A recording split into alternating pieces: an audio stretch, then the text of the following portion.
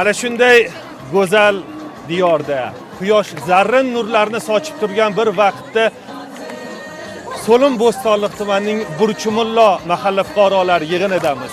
Albatta, xabaringiz bor, hurmatli yurtdoshlar, qo'shnichilik, ming yilchilik, do'stlik va hamjihatlik ulug'langan yurt tamoyillari asosida yurtimizning barcha hududlarida do'stlik bayramlari davom etmoqda. Ayni Burchumullo mahallasida ham bugun qozoq, qirg'iz, tojik, o'zbek va boshqa millat vakillari do'stlik bayramini ko'tarinkilik bilan nishonlamoqda. Aynan bayram shukuhini, u yerda bo'layotgan voqealarni sizga yetkazmoqlik uchun hozir biz suhbatlashishni maqsad qilganmiz. Suhbatdoshimiz xalq deputatlari, Toshkent viloyati kengashi deputatlari, xalq deputatlari Toshkent viloyati kengashi raisi Sayyoraxon Fayziyeva bo'ladilar. Assalomu alaykum Sayyor opa. Bayramlar muborak bo'lsin. Assalomu alaykum. Hammamizga bayram muborak bo'lsin. Albatta qarang, Sayyor opa, bugun kayfiyat o'zgacha. Bir narsa aytmoqchiman-da, Markaziy Osiyo xalqlari tabiat bilan uyg'unlikda yashagan asrlar davomida. Bugun tabiatni qarang, go'zalligini. Bugun aynan do'stlik shodiyonalari tarannum etiladigan ob-havo bo'lyapti. Shunday emasmi? Albatta, tadbir nomini ham qarang-da, do'stlik va hamjihatlik ulug'langan yurt deb nomlanyapti. Bugungi tadbirda nafaqat Bo'stonliq tumani Burchumullo qishlog'ida, balki viloyatimizning chekka hududlaridagi ko'p millatli fuqarolar istiqomat qiladigan mahallalarimizda mana shunday shodiyonalar bo'lyapti. Albatta, bu nimadan dalolat? Bu tinchlikdan, yurtimizga hukmronlik surayotgan tinchlikdan, osmonimiz musaffoligidan, eng asosiysi mamlakatimiz rahbarini qo'shni davlatlar bilan olib borilayotgan qo'shnichilik, hamdo'stlik, millatlararo totuvlik aloqalarini o'rnatayotganligidan dalolat beradi. Albatta, mana bugun Bo'stonliq tumanida agar respublika mamlakatimiz bo'ylab 130 ga yaqin millat elliklar istiqomat qilsa, Toshkent viloyatida 80 ga yaqin millatlar istiqomat qiladi. Toshkent viloyatida Bo'stonliq tumanida ham tojik, qirg'iz, qozoq, o'zbek, rus, tatar va hokazo millatlar istiqomat qiladi. Siz bugungi mana shu Bo'stonliq tumani Burchumullo qishlog'ida ham ko'rib turibsiz, hamma millatlar jam-jam bo'lgan. Kayfiyat yuqori, alohida har bitta millatlarimiz o'zlarini milliy urf-odatlarini, qadriyatlarini namoyish etyaptiki, milliy taomlarni ko'rayotganligini va alohida ta'kidlash kerakki, yoshlarimiz ishtiroki. Yoshlarimiz onaxonlar bilan birgalikda kechadan bir milliy taomlar tayyorlashdi.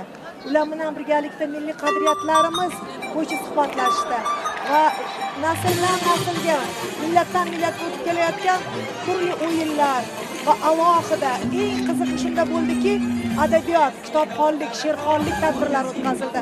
E'tibor qaratgan bo'lsangiz, hozir mana kitob yarmarkalarida ham qozoq millati, qirg'iz millati, qozoq adabiyoti, o'zbek adabiyoti, tojik adabiyotilar kitoblari ko'rgazmasini ko'rdingiz. Albatta, bu ham bo'lsa har bitta millatning bir-biriga bo'lgan hurmati e'tiboridan. Rahmat. Alohida yana aytmoqchimanki, agar Toshkent viloyatida 10 ta maktabda tojik tilida darslar olib borsa, shundan 6 ta maktab Bo'stonliq tumanida va 2 ta maktabda bevosita qirg'iz tilida ham farzandlarimizga darslar o'tiladi. Rahmat Sayyor opa, albatta bu ham qiziqarli, ham foydali ma'lumotlar bo'ldi. Bugungi bayram shukuhida siz bilan suhbatlashganimizdan biz benihoyat baxtiyormiz. Sababi ushbu bayramni shukuhi sizni kayfiyatingizda ham sezilib turibdi. Rahmat.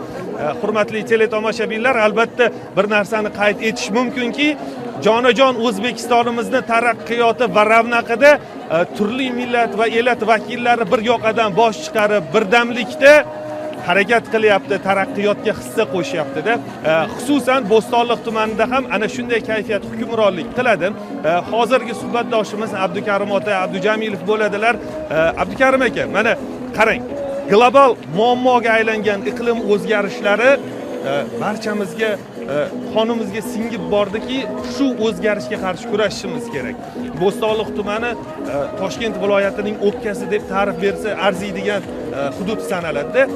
Keling mana shu Yashil makon umummilliy loyihasida qolaversa taraqqiyotga hissa qo'shayotgan turli millat va elat vakillari haqida ma'lumot bersangiz, marhamat. Bizda assalomu alaykum aziz telefonishonlar. Bizda o'rmon xo'jaligimizda 800 ta odam ishlaydi. Asosan tojiklar, keyin o'zbeklar, qozoqlar, qirg'izlar, rus va boshqa millatlar ishlaydi. Yashil makon doirasida olib borilayotgan ishlarga katta hissamizni qo'shyapmiz. Biz 24-yilda 400 gektar yangi bu o'rmonzorlar barpo qildik. Bu yilgi hozirgi kunlar o'zida 300 gektar yangi o'rmonzorlar barpo qildik. Bu o'rmonzorlar degani nima? O'rmon bo'lgan joyda suv bo'ladi, suv bo'lgan joyda hayot bo'ladi. Shuning uchun xalqimiz bir-biri bilan inoq bo'lib, mana misol qirg'izlar bilan tojiklar bularga tepa Takayonqoq qishlog'ida yashaydi. Xudovandalik qilaveradi. Bir-biri bilan qizini, bir-birini o'g'liga nima beradi. Bizda u millatlar orasida hech qanday muammo yo'q. Hammasi bir aka, bir ukani farzandi, bir otani farzandi bu xalqda ishlar olib boryapti. Mana shu rahbariyat qilayotganimga 46 yil bo'lgan bo'lsa, biron marta bironta bunaqa muammo bo'lmagan.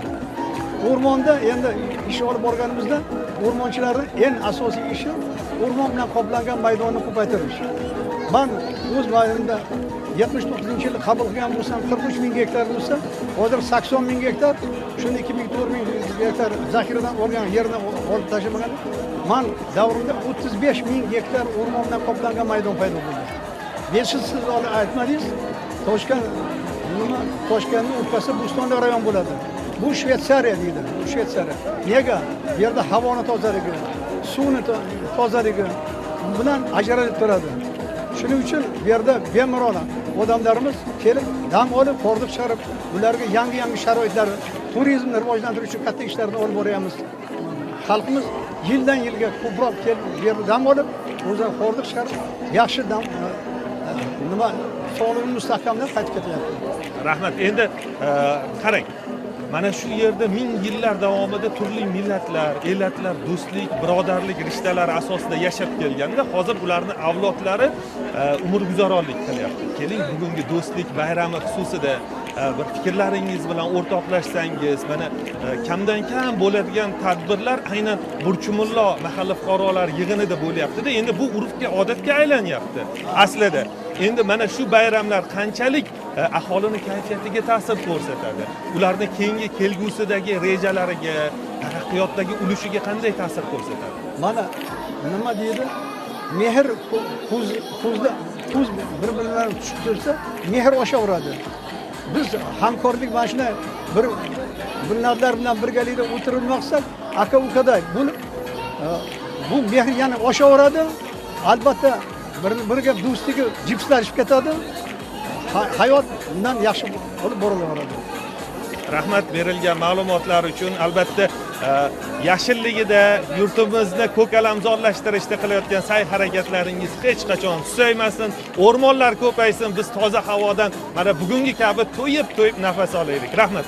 Hurmatli teletomoshabinlar, Bo'stonliq tumani Burchumullo mahallasida bo'layotgan do'stlik bayramlari, hamjihatlik bayramlaridan sizga ma'lumot yetkazdik. Albatta mana ko'rib turibsiz, atrofda barchani kayfiyati yuqori, a'lo. Boisi hamjihatmiz. Yurtimiz ko'p millatli vatanimiz, albatta bir-biri bilan inoq, ahil. Bu esa taraqqiyotning muhim omilidir.